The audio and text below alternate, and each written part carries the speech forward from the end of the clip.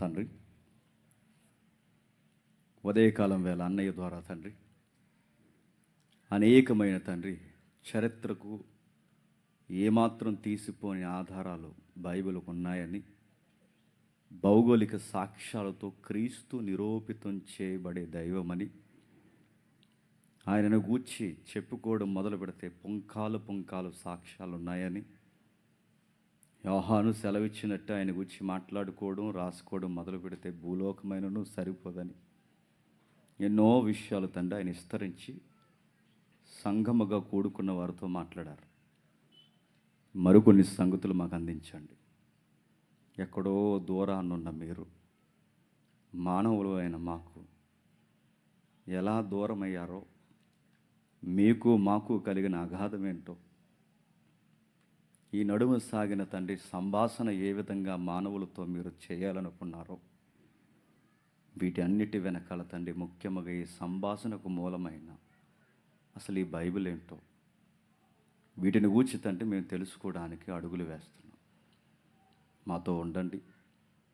మింగుడు పడిన సంగతులు ఏమన్నా ఉంటే తండ్రి అర్థం చేసుకునే వివేచన జ్ఞానం మాకు అనుగ్రహించండి. ఈ నేషనల్ బైబిల్ సెమినార్కి ఎవరైతే వచ్చారో, ఈ సెమినార్కి సౌందర్యమైన పదమే బైబిల్ తండ్రి. ఆ బైబిల్ని అర్థం చేసుకోవడానికి ప్రయత్నం చేస్తున్నాం. మాతో మా అందరితో మీరు ఉంటారని కోరుతూ నన్ను మమ్ములను తండ్రి అందరినీ మీకు అప్పగించుకుంటున్నాం. కేవలం మీకే మహిమను ఆరోపిస్తున్నాం. క్రీస్తునామని ప్రజలను సమర్పిస్తున్నాం తండ్రి. ఆమేన్. జాగ్రత్తగా కొన్ని సంగతులు విందాం. ఇది 4వ సెమినార్. ఇది నేషనల్ బైబుల్ సెమినార్.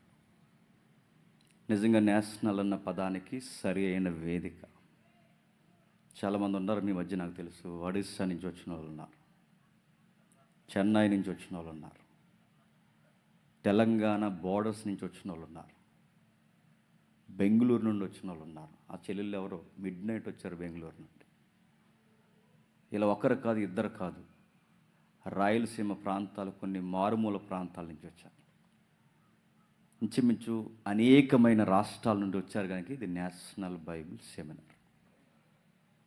అయితే ఈ సెమినార్కి ముందస్తు పదం బైబుల్ నేషనల్. ఆ బైబిల్ అనే ఒక్క పదం మనకు అర్థం అవ్వాలి. చాలామంది ప్రశ్నలు కూడా అడుగుతున్నారు, ఎందుకు అర్థం అవ్వదని ఏ బైబిల్ అంటే, దానికి కొన్ని షరతులు ఉన్నాయి. పరిశుద్ధాత్ముడు ఉండాలి, ఉండకపోతే అర్థం అవ్వడని. ఇది ఓకే, కానీ నేను అది అనట్లేదు. పరిశుద్ధాత్ముడు శక్తి నీకుంటేనే బైబిల్ అర్థం ఉంది, ఓకే, ఆత్మీయ తీవ్రతలో అది రైటే.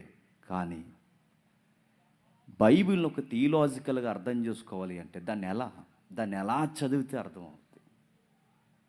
ఎవరో అన్నారు ఈ మధ్యకాలంలో బైబిల్ చదవని వారు. ఇలాంటి స్టేట్మెంట్లు విశ్వాసుల్ని బద్దకొస్తులు చేస్తాయి. ఏమన్నారో తెలుసా? మాకు థియాలజీ వద్దు, నీలాలజీ తెలుసు మాకు అన్నారు. నీలంటే మాకు మోకాళ్ళ ప్రార్థన ఉంటే చాలు, మాకు థియాలజీ వద్దన్నారు. థియాలజీ అంటే ఏంటి? థియోస్ అంటే దేవుడు. ఆ దేవుని గుర్చిన పరిశోధననే థియాలజీ అంటారు. దేవుని గురించి మాకు వద్దు, దేవుని గురించి మేము తెలుసుకోం, కానీ ఆ దేవునికే ప్రార్థన చేస్తామంటే పొసుగుతుందా? విడ్డూరంగా లేదా పదం? దేవుని గురించి మేము తెలుసుకోం, కానీ ఆ దేవునికే మేము ప్రార్థన చేస్తామంటే అంటున్నా. అసలు థియాలజీ అంటే ఏంటి? దేవుని గురించి చాలా లోతుగా అర్థం చేసుకోవడం. మరొక స్టేట్మెంటే విన్నాను నేను ఈ సోషల్ మీడియాలో. ఆయన గారు ఏమంటాడంటే, లోతైన సంగతులు అని ప్రజల్ని చాలా ఇబ్బంది పెట్టేస్తున్నారు. అంత లోతైన సంగతులు ఏమీ అవసరం లేదు, జస్ట్ మనం ప్రార్థన చేసుకుని కొంచెం వాక్యం విని ఇంటికి వెళ్ళిపోయి కక్క ముక్క డొక్క తినేసి నిద్ర అవుతే చాలా అన్నారట. ఎవరిని అడుగుతున్నాను? నేను అడుగుతున్నాను, మీరు చెబుతున్న ఈ స్టేట్మెంట్లు ఏవైతున్నావో ఇవి దేవునికి తెలియవా? మీరు చెబుతున్నట్టుగానే దేవునికి ఆ ఉద్దేశం ఉంటే 66 పుస్తకాలు రాయడం అవసరమా? మీరు చదవరు, చదివే వారిని చదవనివ్వరు. ఉదయకాలం వేళ వంశీయాన్ని గారు ఒక ప్రశ్న అడిగారు, బైబిల్ చదవాలనిపిస్తుందా? మనకి ఎప్పుడైనా బైబిల్ చదవకూడదని మనకి ఎప్పుడైనా అనిపిస్తుందా? చదవాలనిపిస్తుందా అన్నాడు ఆయన. నేను అడుగుతున్నాను, మనలో మనమాట, మనకు బైబిల్ చదవాలనిపిస్తుందా, నిద్ర వచ్చేస్తుందా చెప్పండి? నిజాయితీగా ఒప్పుకోండి. నిద్ర వచ్చేస్తుంది మనకి. ఎంత నిద్ర వచ్చేస్తుందంటే ఎప్పుడు రానంత నిద్ర వస్తుంది. నిద్ర ఎందుకు వస్తుంది? నీకు ఆసక్తి లేకపోతే వస్తుంది. నీ దృష్టికోణం సరిగ్గా లేకపోతే వస్తుంది. నువ్వు సరిగ్గా కేంద్రీకరించకపోతే వస్తుంది. వాట్సాప్లో మెసేజ్ వచ్చిందనుకో, టంగమని 11:30కి నిద్ర రాదు నీకు. అన్నోన్ నెంబరు హాయ్ అని వచ్చింది. ఎవరబ్బా? ఇప్పుడు ఎవరో తెలుసుకుంటే కానీ ఇది ఈ మధ్యకాలంలో కొంత ఎక్స్ట్రీమ్ ఉంది. ఇదిగో మీకు పర్సంటేజ్ ప్యాకేజ్ తగిలింది, మీకు గిఫ్ట్ రూపంలో ఇమ్మంటారా, క్యాష్ రూపంలో ఇమ్మంటారు. ఇప్పుడు అది నిజమా అబద్ధమా తెలుసుకునే వరకు నీకు నిద్ర రాదు. ఇంకా కుర్రోళ్ళు ఉన్నారు కనుక మిమ్మల్ని అడుగుతున్నాను. ఈ పదం వాడకూడదు కానీ చెప్తున్నాను, లోకంలో ఉన్న పదం. ప్రియురాలు ఉత్తరం రాసింది అనుకోండి, లెటర్. ఎన్నిసార్లు చదువుతారండి? పడుకుని చదువుతారు, నించుని చదువుతారు, వంగుని చదువుతారు, అలా చూస్తారు. అసలు ఈ కొమ్ము ఎందుకు ఇలాగెట్టిందంటాం? ఏముంది అసలు అందులో? ఇంక ఇందులో ఏమన్నా డీకోడింగ్ ఉందా? ఎన్నిసార్లు చదివా దిక్కుమాల లెటర్కే నువ్వు అంత ఫీల్ అయిపోతే, ఒక మనిషి మీద ప్రేమ ఉన్నప్పుడు చదివిన ఆ ఉత్తరం పదే పదే చదివితే, నీకు దేవుని మీద ప్రేమ ఉంటే చదివితే నిద్ర ఎందుకు వస్తుంది? ప్లేట్ ఇడ్లీ తినేసినప్పుడు రాదు నీకు నిద్ర. ఇలాంటి కక్క ముక్క డొక్క తిన్నప్పుడు రాదు నిద్ర మనకి. సోది చెత్త సినిమాలు చూసినప్పుడు రాదు నీకు నిద్ర. అరుగుల మీద కూర్చున్నప్పుడు రాదు నీకు నిద్ర. బైబిల్ చదువుతున్నప్పుడు ఎందుకు వస్తుంది? ఆసక్తి ఉండాలి. ఒక మంకు పట్టు ఉండాలి. ఏంటి చెప్పిన, నాకు ఎందుకు అర్థం అవ్వదు, నాకు ఎందుకు అర్థం అవుతుంది దేవా, నాకు అర్థం కావాలనేగా మానవుడిగా నా చేతులకు బైబిల్ ఇచ్చావు. నాకు ఎందుకు అర్థం అవుతుంది? నాకు అర్థమవుద్ది, నాకు అర్థం అవ్వాలన్నదే నీ చిత్తం. నాకు ఎందుకు అర్థం కాదని ఎవరైతే మంకు పట్టుతో ఆసక్తి కలిగి కూర్చుంటారో ముచ్చటపడి దేవుడు అర్థమయ్యే జ్ఞానం ఇస్తాడని గుర్తుపెట్టుకోండి.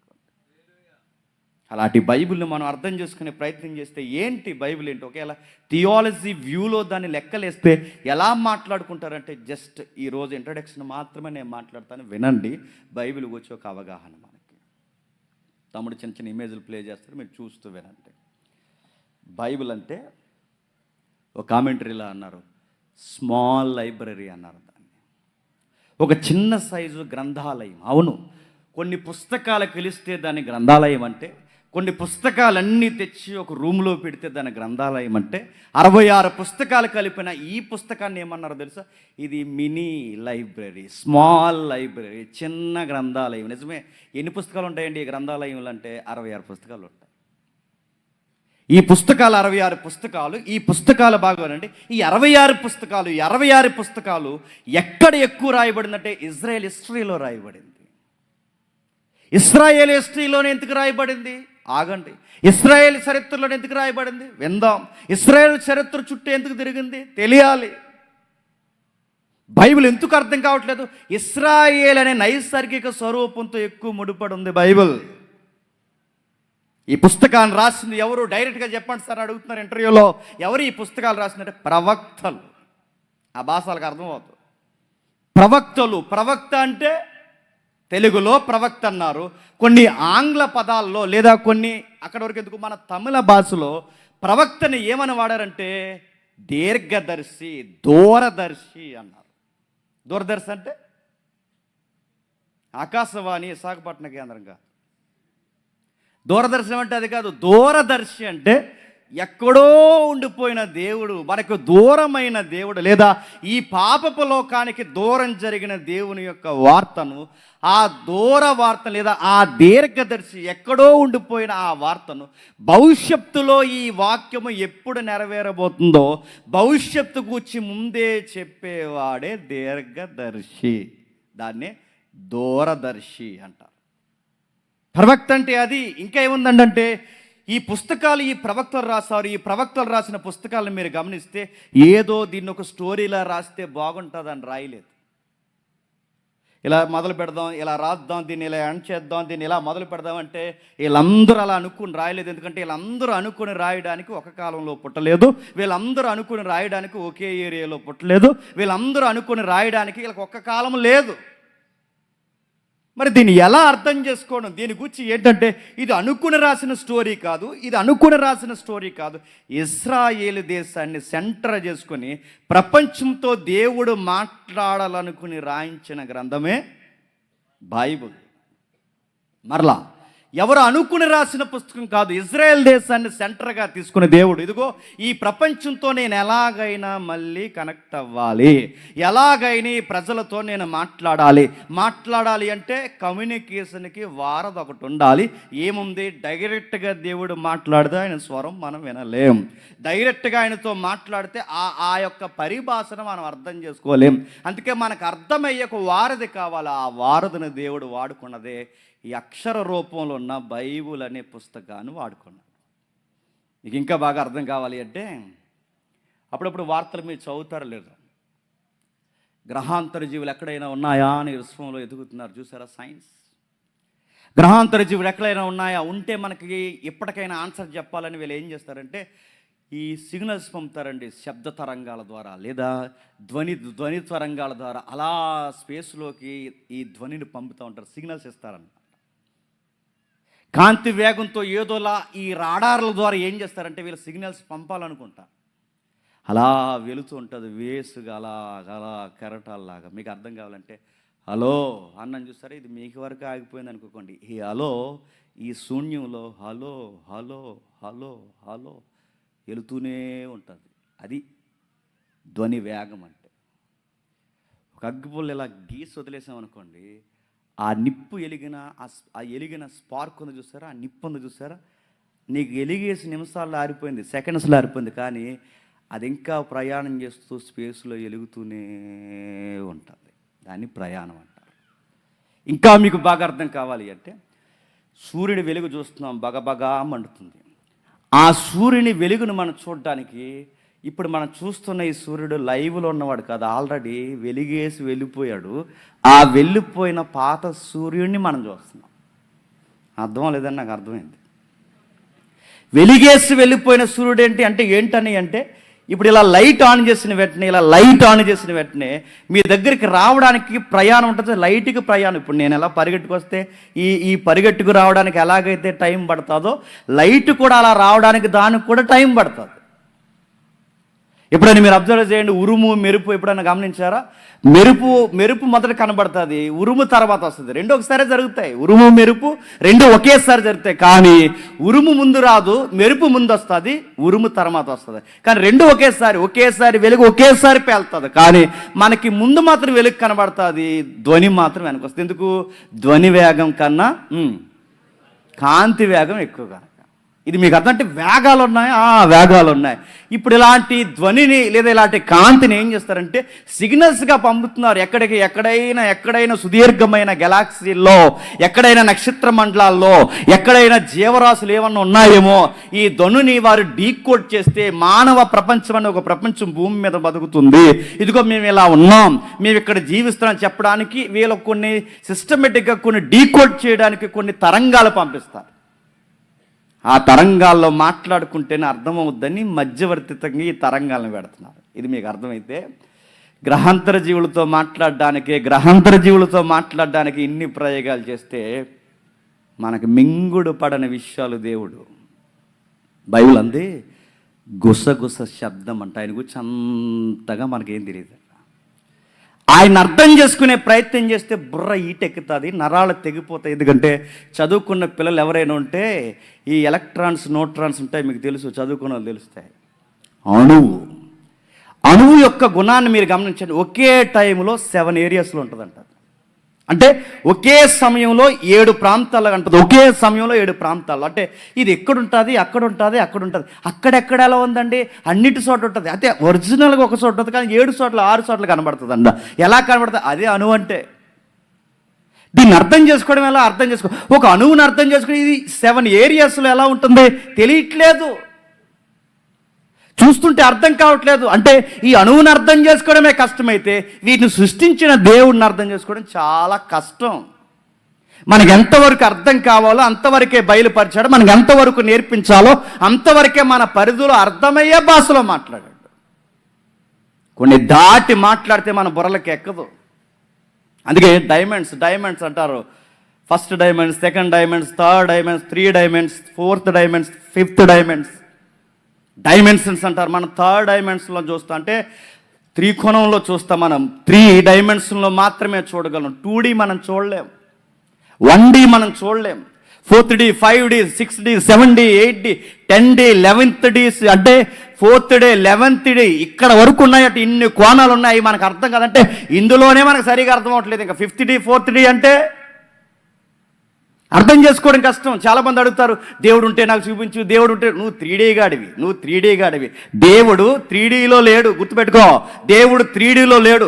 ఇన్ని ఏవైతున్నావో 3D, 4D, 5th డే ఏవైతున్నావో ఇవన్నీ దాటున్నాడు. ఆయన నీకు అర్థం అవ్వాలి అంటే ఆ డైమెన్షన్లోకి వస్తేనే అర్థమవుతాడు. నువ్వు ఈ డైమెన్షన్ నుండి నాకు చూపించంటే నీకు ఎట్లా కనబడిపోతాడు? నీ డైమెన్షన్ వేరు, నీ కాలం వేరు, నీ పదార్థం వేరు, నీ ఉనికి వేరు, నీ పరిధి వేరు. అలాంటి ఆయన్ని అర్థం చేసుకోవాలి అంటే ఆ ఊహల కందన ఒక ప్రపంచంలో ఉన్నాడు. అలాంటి ఊహల కందన ప్రపంచంలో ఆయన ఉనికినే మనం అర్థం చేసుకోలేకపోతే, ఆయన ఉనికినే మనం చూడలేకపోతే, ఇప్పుడు ఆయన మాటను ఎలా అర్థం చేసుకోవాలని డైరెక్ట్గా మాట్లాడితే ఆ భాష, ఆ లోకపు భాష మనకు అర్థమవుతుంది. పౌలు గారు అంటారు, 14 సంవత్సరాల క్రితం ఒక లోకానికి వెళ్ళాను దర్శన రీతిలో. ఆ వెళ్ళిన తర్వాత ఒక లాంగ్వేజ్ నాకు కనబడుతుంది. ఆ మాటలు మనుష్యుడు పలకూడదు, పలకలేడు. ఆ భాష అర్థం కాదు, ఆ భాష పలకలేరు. అది అర్థం కాని స్థితిగతులు అంటే అదొక ప్రపంచం. ఈ కళ్ళకి కనబడిన ప్రపంచం, అది ఊహలకు అందిన ప్రపంచం. అలాంటి అదృశ్య ప్రపంచంలో ఉన్న దేవుడు ఈ ప్రపంచంతో మాట్లాడడానికి ఒకే ఒక రూట్ ఎంచుకున్నాడు. ఆ రూటే ఇదిగో ఈ బైబిల్ అనే పుస్తకాన్ని అక్షర జ్ఞానంలో మనుషులను ప్రేరేపించి రాశాడు. ఏముంది సార్ దీని గురించి కంటే ఏముంది? ఒక్కసారి యెషయా గ్రంథంలో దీని గురించి కాకపోయినా ఈ వచనం గమనించండి. ఈ వచనం ఈ పుస్తకం కోసం కాకపోయినా కలిగిన దర్శనాన్ని అర్థం చేసుకోవడానికి పుస్తక పరిభాషలో వాడితే ఏమన్నారు ఒకసారి చూడండి. యెషయా గ్రంథం 29వ అధ్యాయం, యెషయా గ్రంథం 29వ అధ్యాయం 11వ వచనం నుండి, దీని అంతటిని గూర్చిన ప్రకటన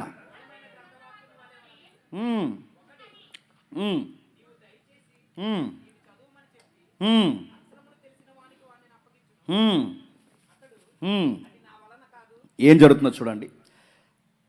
ఒక దేశానికి కలగబోయే శ్రమను గూర్చి సందర్భం చెప్తున్నాను. ఒక దేశానికి కలగబోయే శ్రమను గూర్చి, విపత్తును గూర్చి, ఆ ప్రాంతానికి జరగబోయే ఘోర కళను గూర్చి దర్శన రీతిగా ప్రవక్త ద్వారా ప్రాంతానికి తెలియజేస్తున్నాడు. అయితే ఆ దర్శనం అర్థం చేసుకోవడానికి ఎలా ఉంది అంటే అర్థం కాని పుస్తకంలా ఉందట. ఎలా ఉంది అది కిందికి రాస్తున్నాడు చూడండి. దీని అంతటి గుర్చిన ప్రకటన గూఢమైన గ్రంథవాక్యముల వలె ఉన్నది. ఒకడు నీవు దయచేసి దీన్ని చదవమని చెప్పి అక్షరములు తెలిసిన వానికి అప్పగించును. అతడు ఇది నా వలన కాదు, అది గూఢార్థముగా ఉన్నదని చెప్పాను. బాగా చదువుకున్నాడు కట. సార్ అసలు ఈ దర్శనం పుస్తక రూపంలో ఉంది, ఈ పుస్తకాన్ని చదివి చెప్పండి అంటే బాగా చదువుకున్న అక్షర జ్ఞానం ఉన్నవాడు అన్నాడట. సార్ ఇది కొంచెం ఏదో మర్మగర్భంగా ఉందండి, నాకు అర్థం కావట్లేదు అన్నారట. మీరు ఎప్పుడైనా సరదాగా గమనించండి, సందర్భం వేరు కానీ ఉదాహరణ చెప్తున్నాను. ఎప్పుడైనా మీరు సరదాగా గమనించండి, బీటెక్ ఎంటెక్ చదువులను బైబిల్ ఇచ్చి తప్పు లేకుండా చదవమనండి, నేనే అంటారా? 4వ తరగతి చదువునోలే బాగా చదువుతున్నారు. అరే ఇంత చదువు అవ్వదు బైబిల్ చదవడం. మామూలుగా బైబిల్ చదవడం ఎంత కష్టమైతే దీన్ని చదవడమే ఎంత కష్టంగా ఉంటే అసలు ఈ గ్రంథమే దర్శన గ్రంథం, ఈ గ్రంథమే ప్రవచన గ్రంథం, ఈ గ్రంథమే ప్రేరేపించి రాయబడిన గ్రంథం. ఈ గ్రంథాన్ని అర్థం చేసుకోవడానికి బాగా చదువుకున్నాడు. IAS, IPS, గ్రూప్ 1, గ్రూప్ 2లో ఉన్నాడు. ఈ గ్రూప్ 1, గ్రూప్ 2 లేదా గ్రూప్ 3లో అయినా ఉన్నాడు. బాగా చదువుకున్నాడు. ఇదిగో ఈయన సంతకానికి కూడా వాల్యూ ఉంది, ఈయన గొప్ప మేధావి అని చెప్పి ఆ బాగా చదువుకున్నాడు. బట్ సార్ ఏంటి సార్ ఈ బైబిల్ అంటాడు, చదివి చెప్పమన్నాడు సాయంత్రానికి. గ్రూప్స్ అయినా కొట్టొచ్చేమో కానీ చెప్పండి, యెషయా గ్రంథం ఏంటో అడగండి, రేపు మాట్లాడుకుందాం, బిజీగా ఉందాం అంటున్నాం. అర్థం అంటే ఎంత నడుతాం. లౌకికమైన స్టడీ, లౌకికమైన చదువు ఉంటే సరిపోదు, లౌకికమైన అక్షర జ్ఞానం ఉంటే సరిపోదు. ఆ దర్శనం అర్థం చేసుకోవడమే అంత కష్టంగా ఉంటే, ఇక్కడ రాయబడిన దర్శనమే ఎంత కష్టంగా ఉంటే అసలు బైబిల్ అంతా దర్శన గ్రంథమే, బైబిల్ అంతా ప్రవచన గ్రంథమే, బైబిల్ అంతా ప్రవక్తలకు బయలుపరిచిన గ్రంథమే.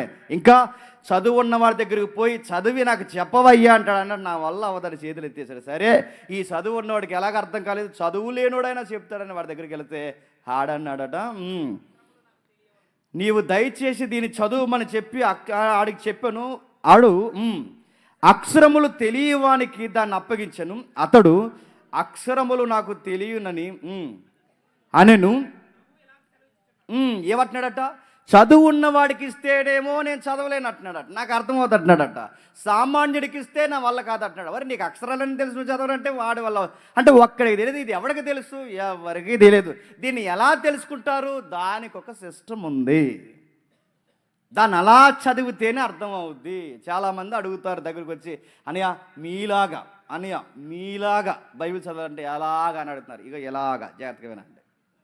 ఎలాగంటే నేను చెప్తాను ఈ 3 రోజుల్లో ఎలా దీన్ని చదవాలంటే ఇదిగో ఎలా చదవాలి.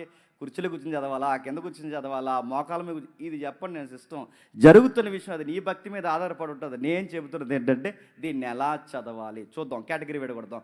అసలు ఏంటి బైబిల్ అంటే మీకు తెలిసిన వచనమే, మీకు తెలిసిన పదమే. దీన్ని బిబ్లాస్ అనే పదం అంటారు, ఎందుకంటే పుస్తకాలు సమ్మేళనం కనుక. ఇది ఎలా వచ్చిందంటే సుమారు ఇశ్రాయేలు దేశంలో 66 పుస్తకాలుగా రాయబడుతూ వచ్చింది. ఎంతకాలం రాయబడింది? ఇది రికార్డెడ్ సంవత్సరం చెప్తున్నాను. ఎంతకాలం రాయబడింది అంటే 1500 అంటారు. కాదు, ఒక అడుగు అటు ఇటులు ఉండొచ్చు. 1500 నుండి 2000 సంవత్సరాల లోపు ఇంతకాలం పట్టింది దీనికి. 1500 నుండి 2000 సంవత్సరాల లోపు ఈ పుస్తకం రాశారు.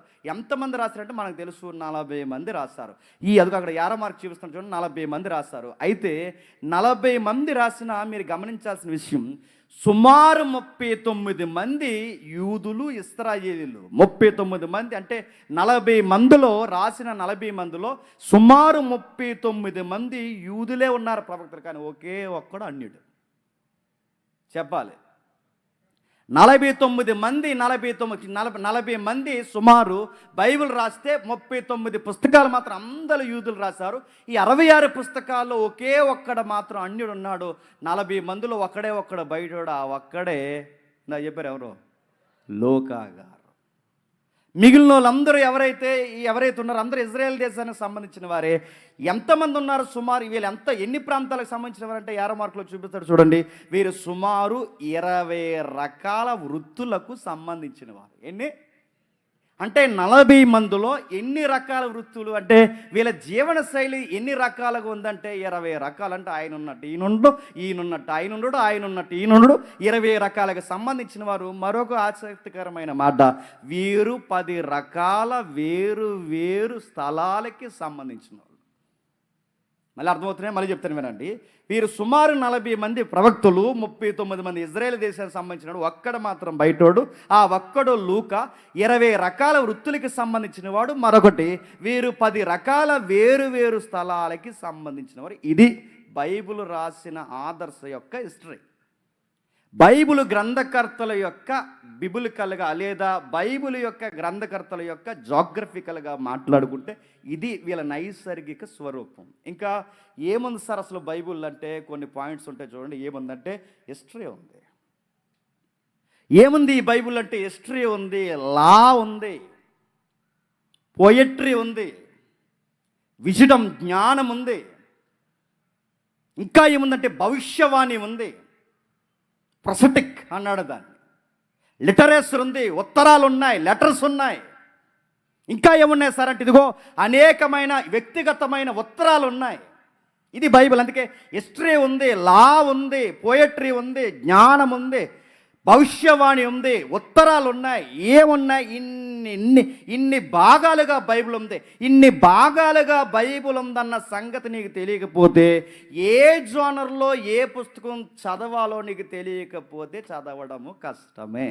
మళ్ళీ ఏ జోనర్లో ఏ పుస్తకం ఉందో తెలియాలి. జోనర్ అంటే అది హిస్టరీనా, లానా, పొయిటిక్గా మాట్లాడుతున్నాడా, జ్ఞానంతో మాట్లాడుతున్నాడా, భవిష్యత్తు కొరకు మాట్లాడుతున్నాడు, వ్యక్తిగతమైన ఉత్తరమా, ఇది ఈ సెన్స్ తెలియాలి. చట్టం కోసం మాట్లాడే వచనాలా, లేకపోతే ఇది హిస్టరీకి సంబంధించిన వచనాలా, లేకపోతే సామెతల్లో మాట్లాడుతున్నాడుగా ఇది జ్ఞానమునకు సంబంధించినదా, లేకపోతే భవిష్యత్తు ప్రవచనాలు ఉన్నాయి, ప్రవచనాలకు సంబంధించిన వచనమా? ఇది ఉత్తరం ఎవరితో మాట్లాడుతున్నాడు? నా కుమారుడు అంటున్నాడు. ఎవరైనా ఆ కుమారుడు ఎవరు? ఈ లెటర్స్ ఏంటి? ఇలాంటి జానర్స్ తెలియాలి.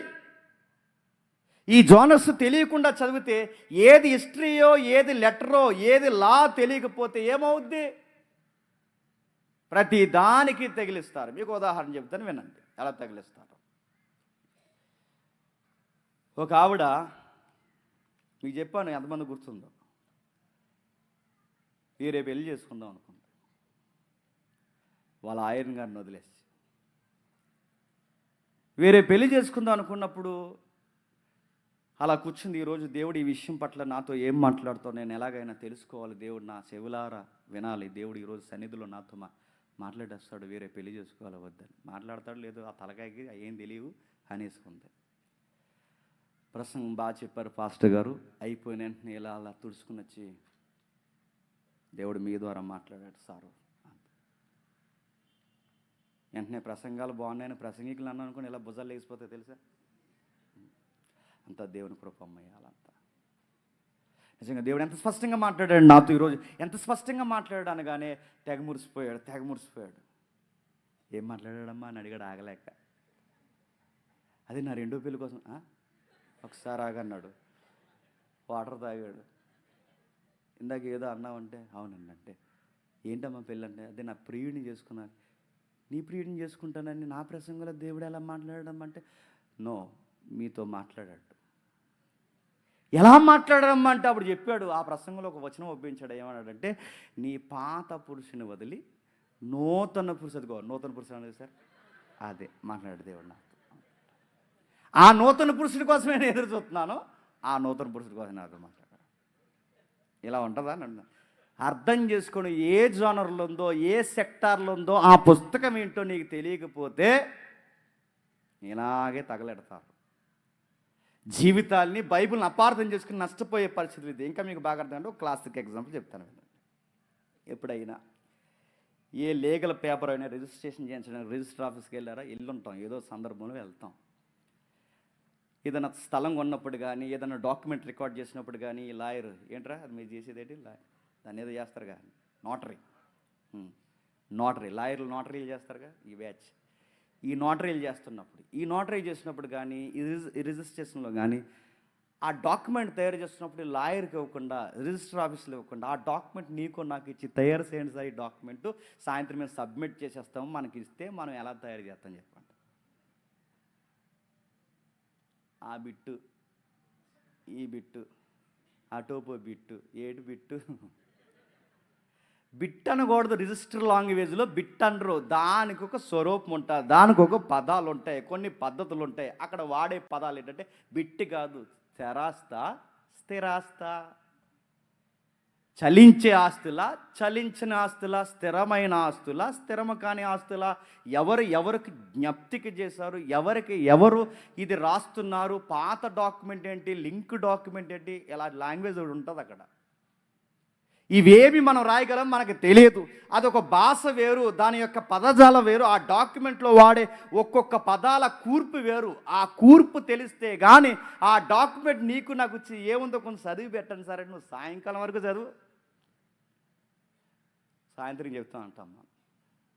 నువ్వు ఎన్నిసార్లు చదువు, మనకు ఆ డాక్యుమెంట్, ఆ పదాలు తెలియకపోతే అది ఎన్నిసార్లు చదువు, ఆ చదరపు మీటర్లు ఏంటి, ఆ గజాలు ఏంటి, ఈ చరాస్తా, స్థిరాస్తా, ఈ పదాలు ఏంటి, ఎన్నిసార్లు చదువు మనకు అర్థం. అలవాటు అయిన వాళ్ళు టక్కని చూసి ఇది మీదండి, సరే ఇది మీదండి, తూర్పు ఏ పొందండి, దక్షిణం ఏ పొందండి, ఈశాన్యం ఇదండి, ఇది గుమ్మం ఇదండి, ఈ టక్కగా చెప్పేద్దరు వాళ్ళు. ఇదేంటి ఇలాగ అర్థమైపోతుంది, మనకు అర్థమవుతుంది అనుకుంటాం. ఏదో చూసి జ్యోతిషం చేసినట్టు చెప్పేస్తుంటారు, అది చూసి మనకు అర్థమవుతుంది, మనకిస్తారు చూసి బాగుందండి, అలా కనపోతే బాగుందని అలా ఇచ్చేద్దాం అంతే. మనకు అర్థమవుదు, వాళ్ళకి అర్థమవుద్దు. అంటే మీకు ఎందుకు చెప్తున్నానంటే ఉదాహరణ, ఈ డాక్యుమెంట్లో వాడే సాహిత్యం వేరు, ఈ డాక్యుమెంట్లో వాడే ఆ టెర్మినాలజీ వేరు, ఈ డాక్యుమెంట్లో వాడుతున్న ఈ పదాల కూర్పు వేరు. ఇప్పుడు ఆ డాక్యుమెంట్ నీకు అర్థం కావాలి అంటే వాళ్ళ పరిభాషలో అది అర్థం చేసుకుంటేనే నీకు అర్థం. ఇది నీకు ఉదాహరణ నీకు ఎక్కితే, ఈ డాక్యుమెంట్ ఉదాహరణ నీకు ఎక్కితే, ఇప్పుడు 66 పుస్తకాలు, 20 మంది వ్యక్తులు, 20 రకాల వృత్తులు, క్షమించండి 20 రకాల వృత్తులు, 20 రకాల వృత్తులు కలిగిన వాళ్ళు, 10 రకాల ప్రాంతాలు, 40 మంది ప్రవక్తలు, కొన్ని కాలాలు, ఇంత పరిశీలన, ఒక్కొక్క కాలానికి ఒక్కొక్క విధానాలు, వీటి విధానాల్లో ఒక డాక్యుమెంట్ లాంగ్వేజ్ ఉంది, ఒక సామాన్యమైన భాష ఉంది. ఇప్పుడు ఇలాంటి పుస్తకాన్ని ఒక డాక్యుమెంట్గా తెచ్చుకుని నువ్వు అర్థం చేసుకోవాలి అంటే, రిజిస్టర్డ్ డాక్యుమెంట్ నీకు అర్థం కావాలంటే వాళ్ళ సాహిత్యంలోకి ఎలాగైతే వెళ్ళాలో, ఇప్పుడు 66 పుస్తకాల్లో ఆ రాసిన రైటర్ ఏ సాహిత్యంలో రాశాడో నీకు తెలిస్తే కానీ చెప్పండి ఈ పుస్తకం అర్థం అవడం కష్టం. అబ్బా బైబిల్ చెప్తుంది, ఇది అర్థం చేసుకోవడం కష్టం. ఇలాగ అర్థం చేసుకోవాలి దీన్ని. ఎవరు రాశారు, ఏ కాలంలో రాశారు, ఎందుకు రాశారు, సందర్భం ఏంటి, రైటర్ ఎందుకు అంత బాధపడుతున్నాడు, ఏంటి దీని వ్యవహారం. అందుకే కాలాలు తెలియాలి. ఒక కాల పట్టికేస్తాడు, జాగ్రత్తగా చూడండి. మీకు రెఫరెన్స్ ఏం చెప్పిన జస్ట్ చూడండి. ఈరోజు ఉదాహరణకి ఒక ప్రారంభపు తరగతి మాత్రమే. ఆ కాల పట్టికను మీరు జాగ్రత్తగా గమనించండి. కాలాన్ని ఇలా చూస్తారు. నెక్స్ట్ ఓకే, అది కొంచెం వేదించి అక్కడ రాసిన చూడండి. తమ్ముడు మీకు జూమ్ చేస్తుంటాడు, మీరు చూస్తూ గమనించండి. చరిత్రను, కాలాన్ని రకరకాలుగా విడదీశారు. ఇది ఇంగ్లీష్ నుంచి తర్జుమాలో నేను చేసుకున్నాను కనుక అలా వచ్చింది. ఇదో టెక్స్ట్ మళ్ళీని ఇది అర్థం అవ్వాలంటే మళ్ళీ గూగుల్ భాష తెలియాలి. అందుకే చూడండి, సామాన్య తెలుగు వేరు, కంప్యూటర్ తెలుగు వేరు. తెలుసు కదా, కంప్యూటర్ తెలుగు అదోలా ఉంటుంది చూసారా, అదో రకంగా ఉంటుంది. అందుకే కొంచెం అదో రకంగా ఉంటుంది, జాగ్రత్తగా అర్థం చేసుకోండి. నేను చెప్పింది మాత్రం ఫోకస్ చేయండి, అదంతా చదవద్దు. కానీ చరిత్రను, కాలాన్ని ఇలా ఎడదీశారు. సుమారు 5 కాలాలుగా, కాలాన్ని 5 భాగాలుగా విభజిస్తారు. 5 భాగాలు అక్కడ చూపిస్తాడు చూడండి. సుమారు 600 BC, క్రీస్తు పూర్వం 600 BC చదువుకున్న పిల్లలు మీరు బాగా వినండి. 600 BC ఏముంది? 600 BCలో దీన్ని కాశ్యయుగం అంటారు. ఈ యుగంలో ఏం జరిగిందంటే మన ఇండియా కదండి, మన ఇండియాలో ఒక నది ఉంది, ఏంటి చెప్పండి? అది సింధు, ఇండాస్. ఆ పేరు మీదగా మనకి ఇండియా అని పేరు వచ్చింది. ఈ సింధు నది నాగరికత ఇదే కాలానికి సంబంధించింది. అక్కడ చూడండి మీరు జాగ్రత్తగా, ఇదే కాలానికి సంబంధించింది. ఇంకా మీకు బాగా అర్థం కావాలంటే పైన ఒక మాటను చూడండి, మెస్సొపొటేమియా. బాగా వినాలి, మెస్సొపొటేమియా. మొట్టమొదటి ప్రపంచ చరిత్ర ఏంటి? మెస్సొపొటేమియా. ఇంకా మీకు బాగా అర్థం కావాలి, ఆసక్తి రావాలంటే, ప్రపంచ నాగరికత మొట్టమొదటి క్రీస్తు పూర్వం 600కు పోతే, అక్కడి నుంచి క్రీస్తు పూర్వం 3000 నుండి 13,000, ఇదంతా ఒక యుగం. ఈ యుగానికి ఈ టైం లైన్స్ పెడతారు. ఈ యుగాల్లో మొట్టమొదటి నాగరికత ఏంటంటే మెస్సొపొటేమియా నాగరికత. అదే మెస్సొపొటేమియా ప్రాంతంలో ఉన్నప్పుడే తండ్రి అయిన దేవుడు అబ్రహాముని బయటికి పిలిచాడు. ఈ పదం మీరు చూస్తున్నారు, ఇది హిస్టరీలో ఉంది. ఈ మెస్సొపొటేమియా అనే పదం ఏదైతుందో, ఇదే మెస్సొపొటేమియా అనే పదం స్టెఫను తన ప్రసంగంలో ఉపయోగిస్తాడు. చూస్తారు ఒకసారి, చూడండి ఒకసారి. అపోస్తుల కార్యములు రెఫరెన్స్ చెప్తా ఉంటాం. అపోస్తుల కార్యములు 7వ అధ్యాయం, అపోస్తుల కార్యములు 7వ అధ్యాయం, అపోస్తుల కార్యములు 7వ అధ్యాయం మొదలు వచ్చింది అనుకుంటే ఒకసారి చూడండి. మొదలు వచ్చిండు. ప్రధాన యాజకులు ఈ మాట నిజమా అని అడిగాను. అందుకు స్టెఫను చెప్పినది ఏమనగా, సహోదరులారా, తండ్రులారా వినుడి. మన పితరుడైన అబ్రహాము ఆరాన్లో కాపురం ఉండక మునుపు మెస్సొపొటేమియా ఇప్పుడు టూ అయింది. మెస్సొపొటేమియా మన తండ్రి అయిన దేవుడు మన పితరుడైన అబ్రహాముని ఎక్కడున్నప్పుడు పిలిచాడంటే మెస్సొపొటేమియాలో ఉన్నప్పుడు ఉన్నాడంటే. ఇప్పుడు మెస్సొపొటేమియాలో ఉన్నప్పుడు పిలిచాడంటే, మెస్సొపొటేమియా ఎక్కడుంది? బైబిల్లో 2 ప్రధాన నదులు ఉన్నాయి. ఎక్కడ? Euphrates, Tigris. ఈ యూఫ్రటీస్, టైగ్రిస్ మధ్య ఉంటుంది ఈ మెస్సొపొటేమియా అంటే 2 నదుల మధ్య వెలసల్లిన నాగరికత. అది దాని పదానికి అర్థం. ఇప్పుడు ఈ అబ్రహాము గారిని మెస్సొపొటేమియా నుంచి పిలిచాడంటే, అబ్రహాము గారు ఊరేంటి? ఊరు. వాళ్ళ ఊరి పేరే ఊరు. ఆ ఊరనే పట్టణం లేదా ఆ ఊరనే ప్రాంతం ఎక్కడుంది? మెస్సొపొటేమియాలో ఉందంటే, ప్రపంచంలో మొట్టమొదటి నాగరికత ఎక్కడని చరిత్ర చెబుతుంది? మెస్సొపొటేమియా. బైబిల్ ఎంత వాస్తవమైందో చూడండి. ప్రపంచ నాగరికత, మొట్టమొదటి నాగరికత ఏదని ప్రపంచ చరిత్ర పుస్తకాలు ఏది అడిగినా మెస్సొపొటేమియా నాగరికత అనే చెప్తారు. అది బైబిల్కి సపోర్ట్గా ఉందంటే ఎస్, బైబిల్కి సపోర్ట్గా ఉంది. ఎలా సపోర్ట్గా ఉంది? ఈ వాడ ఉంటుంది కదా, వాడ. ఏ వాడ? నోవహు గారి వాడ. 40 రోజులు సుమారు వరద పడిన తర్వాత, బైబిల్ మ్యాప్ చూపిస్తున్నాడు చూడండి, 40 రోజులు వరదలు పడిన తర్వాత పైన ఒకటి ఉంది చూడండి, అస్కనజు పక్కన అరారాతు కొండ ఉందో చూసారా, అది మీ కొండలా కనబడతలేదనకండి. మ్యాప్లో కొండలా బండలా వేస్తే అది మ్యాప్ అవుతుంది, లేఅవుట్ అవుతుంది. అది కొండే, మీ కొండలా కనిపించకపోయినా. ఆ కొండ మీద అక్కడ ఆగింది వాడ. ఆ వాడ దగ్గర నుంచి బాగా వినండి, వాడ కిందకి దిగారు నోవహు సంతానం. ఆ నోవహు సంతానం కిందకి దిగినప్పుడు మనిషికి ఉండే గుణం ఏంటి? ఒక నాగరికత ప్రారంభం అవ్వాలి అంటే, మనుష్యుడు బతకాలి అంటే నీటి పారుదల ఉన్న ప్రాంతానికి దిగుతాడు, నదీ పరివాహక ప్రాంతాలకు ఉన్నాక దిగుతాడు. అందుకే ఆ కొండ దిగునున్న జీవనదులుగా పిలువబడే నదులు ఏంటంటే, ఒక 2 శాఖలు విడిపోయి చూడండి. ఆ 2 నదులు, ఆ పెద్ద గీతలు అలా యారో దిగుతుంది చూసారా, తమ్ముడు కదుపుతున్నాడు. ఆ 2 నదులు ఫరాతు ఇద్దుకేలు, దాన్నే ఇప్పుడు అంటున్నారు యూఫ్రటీస్, టైగ్రిస్. ఈ 2 నదుల మధ్య ఖాళీ ఉంది చూసారా, ఆ ఖాళీగా ఉన్న అస్సూరు, నినేవే, ఈ ఫరాతు, ఈ బాబేలు, కల్దియా, ఈ మధ్యనున్న ఈ ఖాళీ ప్రాంతాన్నే మెస్సొపొతేమియా అంటాడు. ఆ కల్దీ కింద ఉన్నదే ఊరు. అక్కడ ఉండేవాడు అబ్రహాం గారు. అర్థమవుతుందా? అక్కడ ఉండేవాడు అబ్రహాం. బైబిల్ ఎంత వాస్తవికమైన గ్రంథం చూడండి. ఇప్పుడు మళ్ళీ అక్కడికి వద్దాం ఒకసారి కాలపట్టికలోనికి. అంటే మెస్సొపొటేమియా నాగరికత ప్రపంచ మొట్టమొదటి నాగరికత. ఇది మన తయారు చేసింది కదండోయ్. ఆల్రెడీ గూగుల్ తల్లి ఇచ్చిన ఇన్ఫర్మేషన్ మేము తెచ్చాం. ఏమని రాస్తున్నాడు చూడండి, ఏమని రాస్తున్నాడు? మెస్సొపొటేమియా నాగరికత ప్రపంచంలో మొట్టమొదటిది. దాని తర్వాత అదే కాలానికి ఇంచుమించుగా అటు ఇటుగా అదే కాలానికి చెంది అక్కడి నుంచి వెలసెల్లి వచ్చిన వారిలో ఒక నాగరికతే మందే. చెప్పండి, సింధు నాగరికత. మనం అంటే మెస్సొపొటేమియా, సింధు ఇవన్నీ ఒకే కాలంలో వెలసిల్లుతున్నాయి. నెక్స్ట్ ఈజిప్ట్, ఇంకా అక్కడికి ఒకసారి చూపించండి. నెక్స్ట్ సింధు, తర్వాత పురాతన ఈజిప్ట్ స్థావరాలు, కింద పురాతన ఈజిప్ట్ స్థావరాలు. నెక్స్ట్ అదే కాలంలో కనిపెట్టిందే చక్రం కనిపెట్టిన తర్వాతే ప్రపంచ పురోగభివృద్ధి ప్రారంభమైందని టెక్స్ట్ బుక్లో చదివామ్మా. టెక్స్ట్ బుక్లో చదివగా చక్రం ఏ టైంలో కనిపెట్టారంటే, అదిగో ఆ 600 కాలంలోనే కనిపెట్టారు. దీన్నే ఆ పూర్వకాలాన్ని ఏమని రాస్తున్నాడు చూడండి. ఈ యుగాన్ని పోలుస్తూ 1300 నుండి 600 వరకు ఒక క్రమబద్ధమైన నగరాలు కూడా కట్టిన కాలము కూడా ఇదే కేటగిరీలో కలిపి మాట్లాడతారు. ఇది మొట్టమొదటి కేటగిరీ. రెండవది రాస్తున్నాడు చూడండి. రెండవది ఇది క్రీస్తు శకం. అక్కడి నుంచి ఇప్పుడు శకంలోకి వచ్చాం. క్రీస్తు శకం అంటే 600 నుండి దాటి 476, అంటే అక్కడికి సుమారు 800 చిల్లర ఉంది. ఇదంతా దాటితే 676.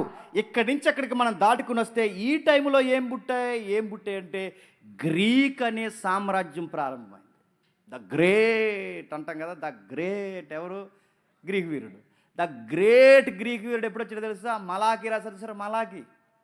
ఈ మలాకి తర్వాత నిశ్శబ్ద కాలం ఉంది చూసారా?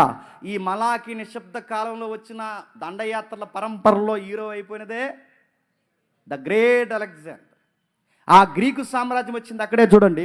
476 ప్రాంతం తర్వాత గ్రీకు ప్రజాస్వామ్యం పుట్టింది అక్కడే, సామ్రాజ్యం పుట్టింది అక్కడ, అదే ప్రాంతంలో, అదే కాలంలో.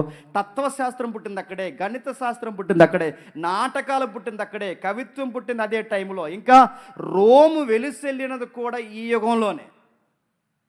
గ్రీక్ వచ్చింది ఈ యుగంలోనే, రోమ్ సామ్రాజ్యం వచ్చింది ఈ యుగంలోనే, రాజకీయానికి కొత్త అధికారాలు, కొత్త పొంతలు దొక్కింది ఈ టైంలోనే, న్యాయ వ్యవస్థ లా పుట్టింది ఈ టైంలో, అంటే లౌకికమైన లా ఈ టైంలోనే పెద్ద పెట్టేసుకుంది. ఇంకా నీటిపారుదలని ఎలా ఉపయోగించాలో ప్రారంభించింది ఈ యుగంలోనే.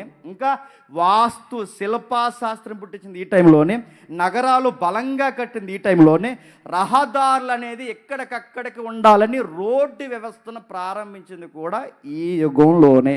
నెక్స్ట్ అదే యుగంలో ప్రారంభమైందే ఇప్పుడు మనం కూర్చున్నామే క్రైస్తవ్యం కూడా అదే యుగం. మరలా వినాలి.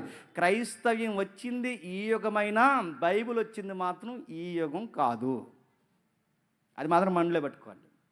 క్రైస్తవ్యం వేరు, క్రైస్తవ్యం వచ్చిన కాలం వేరు, బైబిల్ వచ్చిన కాలం వేరు. బైబిల్ వచ్చి ఎందుకంటే ఈ కొంతమంది మేధావులు తయారైపోయి ఉన్నారంటే క్రైస్తవం మొన్న కదండి వచ్చింది అంటున్నారు.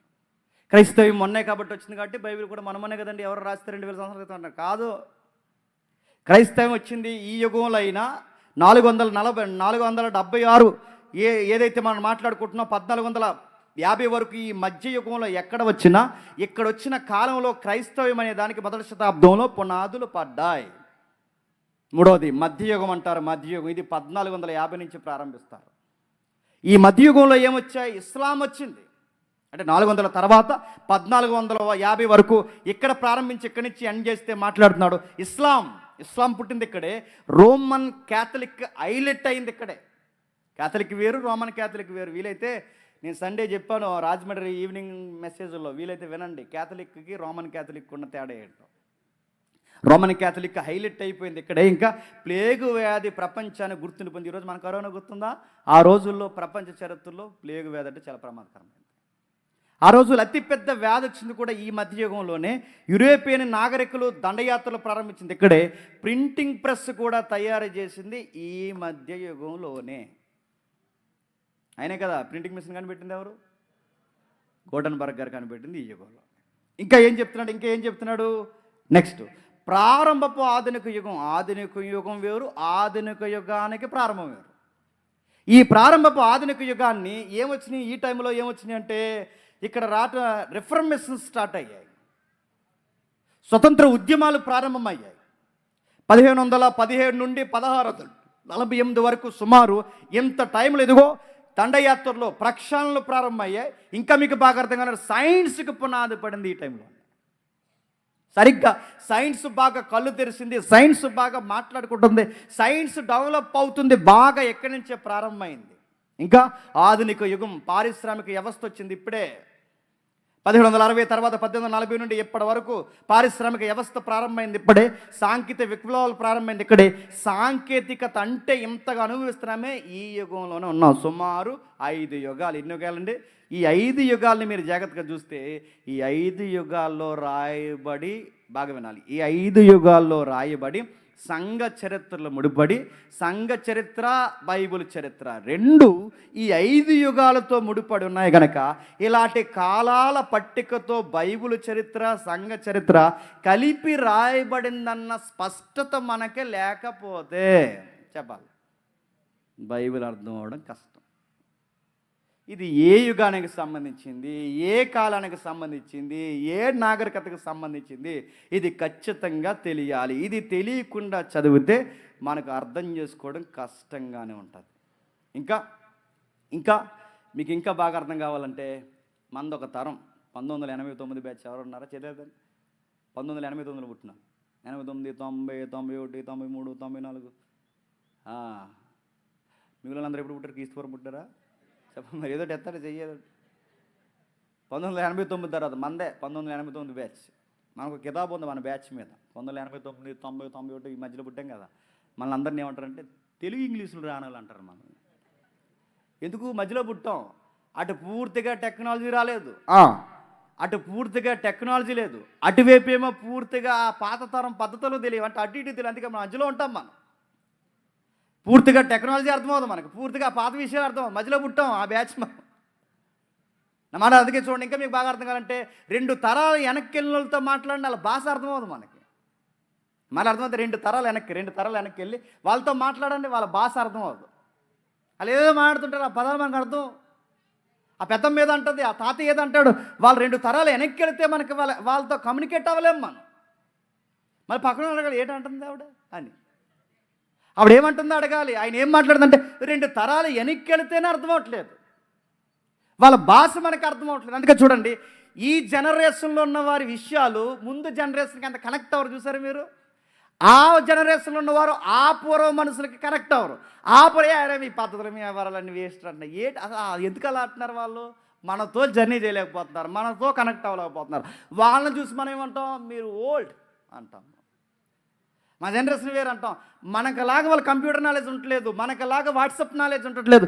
వాళ్ళకి వాట్సాప్ నేర్పిద్దామని వాళ్ళ వరకు ఎక్కదు, వాళ్ళకి ఎక్కదు. ఎందుకంటే వాళ్ళ కమ్యూనికేషన్ వేరు, వాళ్ళ కనెక్ట్ అయ్యేది ఇది. మీకు అర్థమైతే 2 తరాలు వెనక్కి వెళితే మన తాతలతో ముత్తాతలతో మాట్లాడడం ఎంత కష్టమైతే 6000 సంవత్సరాల చరిత్ర బైబిల్ గుర్తుపెట్టుకోవాలి. వెనక్కి పోవాలి, సుమారు 6000 వెనక్కి పోవాలి. ఎప్పుడో ఆదాము, ఎప్పుడో చరిత్రలో అప్పుడు కొన్ని తరాలు తరాలు తరాలు కోటాను కోట్ల మనుషులు వెనక్కిపోతే ఇప్పుడు ఆ భాష ఎలా అర్థమవుద్ది? మీ ముత్తాత మాట్లాడి నీకు అర్థం అవట్లేదు, మీ మీ తాతమ్మ మాట్లాడి నీకు అర్థం అవట్లేదు. అలాంటిది కొన్ని వందల సంవత్సరాలు వెనక్కిపోతే మరి ఎలాగ అర్థమవుతాయి? అందుకే ఈ తాత మాటలు అర్థం కావాలంటే అర్థం చేసుకునేవాడు కావాలి. ఇప్పుడు ఆ మామ మాటలు కావాలంటే అర్థం చేసుకునే వాళ్ళు కావాలి. ఇప్పుడు బైబిల్ యొక్క ఆ కాలపు మాటలు అర్థం కావాలి అంటే దీనికి అర్థమయ్యేలా చెప్పి ఒక థియాలజీ కావాలి. దాన్నే థియాలజీ అంటారు. దాన్ని మాకు థియాలజీ వచ్చండి, నియాలజీ తెలుసు అన్నారంట. నియాలజీ అంటే ఇంకా నేను ప్రార్థన ఏమంటలేదు, కానీ ఇంక బైబిల్ చదవరు, ఇంకా ప్రార్థన ఒకటే చేస్తారనమాట. అలా ప్రార్థన చేస్తూ దేవుడా ఏదో చెప్తారన్నమాట. కిరాణా లిస్ట్ ఉంటుంది కదండి, ఆ లిస్ట్ చెప్తారు. ఇప్పుడు దేవా నాతో మాట్లాడు ప్రభా, దేవా నాతో ఎలా మాట్లాడతాడు దేవుడు వచ్చి? కుమారుడా సాయంత్రం సెమినార్లో పెసరు పునుగులు కూరేస్తున్నారని చెప్తారు నీకు? ఎలా చెప్తాడు నీకు? దేవుడు మాట్లాడమంటే ఎలా మాట్లాడతాడు నీతో? రేపు సాయంత్రం సరిగ్గా 4:45 నుంచి ఈ మధ్యస్థంలో 2 క్వశ్చన్లు అడుగుతారు కుమారుడు అని చెప్తాడా? దేవుడు ఎలా మాట్లాడతాడు? దేవుడు నీతో ఎలా కమ్యూనికేషన్లోకి వస్తాడు, ఎలా మాట్లాడతాడు? ఒకటే రూట్ చెప్పండి. ఎలా మాట్లాడతాడు? ఇందులో నుంచి మాట్లాడతాడు. నీకు ఉదాహరణ అర్థం కావాలంటే ఒక ఉదాహరణ చెప్తాను. పెళ్ళి ఎలా చేసుకోవాలని అడుగుతున్నారు. ఎలా చేసుకుంటావు అంటే, ఇదిగో అక్కడి నుంచి సప్లై సామాన్ తెచ్చుకో, ఆ పాస్టర్ గారిని మాత్రమే పిలువు, ఆ 3 ఉంటుంది మీ అమ్మాయి. ఎలా చెప్తాడా? పెళ్ళి ఎలా చేసుకుని చెప్తాడు తెలుసా? బైబిల్ ఏం చెప్తాడు తెలుసా? దీనికి బౌండరీస్ చెప్తుంది. ఏమంటుందంటే విశ్వాస అయి ఉండాలి, దేవుణ్ణి బలంగా నమ్మినదై ఉండాలి, విధేయత కలిగినదై ఉండాలి. ఈ ప్యాటర్న్కి, బార్డర్స్కి, ఈ అవుట్లైన్కి సెట్ అయ్యే అమ్మాయి ఉంటే నీకు నచ్చితే చేసుకో, అంతే చెబుతుంది బైబిల్. పొట్టుగా ఉంటుంది, పొడవుగా ఉంటుంది, రాత్రి కొంచెం మసక కనబడిందండి, అంత ఉండదు అయ్యా. అలా కనబడితే అందరి పిల్లలు బాగానే అలా కనబడవు, అయిపోయి కనబడతాయి అన్నీ మనకి. అలా కనబడదు, గుర్తుపెట్టుకోండి. అంత లేదు, మా ఆవిడ ఎక్కడ ఉంటుందిలేండి, ఆవిడ కాదు. అలా కనబడదు, అలా ఉండదు. నీకు ఒకటే కొలత, బౌండరీస్. విశ్వాస కాదా, దేవుడు నమ్ముతుందా నమ్మదా, అన్యురాలా విశ్వాసరాలా, అంతే. ఇప్పుడు వ్యాపారం చేయాలి, ఎలా తెలుస్తుంది? ఏ వ్యాపారం చేయాలి ఎలా చెప్తాడు? నేను ఈ వ్యాపారం చేయను, బైబిల్ బౌండరీ చెప్పింది. బౌండరీ ఏమంది? దుర్వ్యాపారాలు చేయొద్దు, అంటే అడ్డంగా వచ్చే వ్యాపారాలు చేయొద్దు, బౌండరీ చెప్పింది. అంటే ఏ బిజినెస్ చెప్పదు, బిజినెస్ ఎలా చేయాలి చెప్తుంది. ఎలా చదవాలి బైబిల్? ఇదిగో కొన్ని పద్ధతులు ఉన్నాయి, ఇలా చెబుతుంది దేవుడు. ఇవి చెబితే ఇలాంటి పద్ధతి నీకు అర్థమైతే దేవుడు ఇందులో ఇలా ఉండాలని దేవుడు నీలో ఇలా మాట్లాడతాడన్నమాట.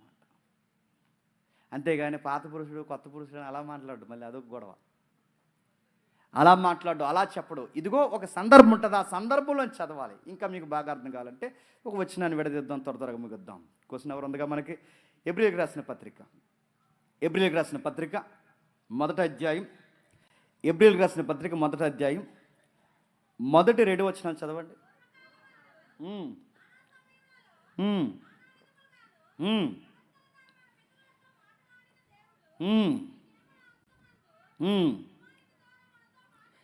కుమారుడు ద్వారా మనతో మాట్లాడెను, ఆ కుమారుడిని సమస్తమునకు ఆయన ద్వారా ప్రపంచములను నిర్మించెను, ఆయన దేవుని మహిమ యొక్క తేజస్సును.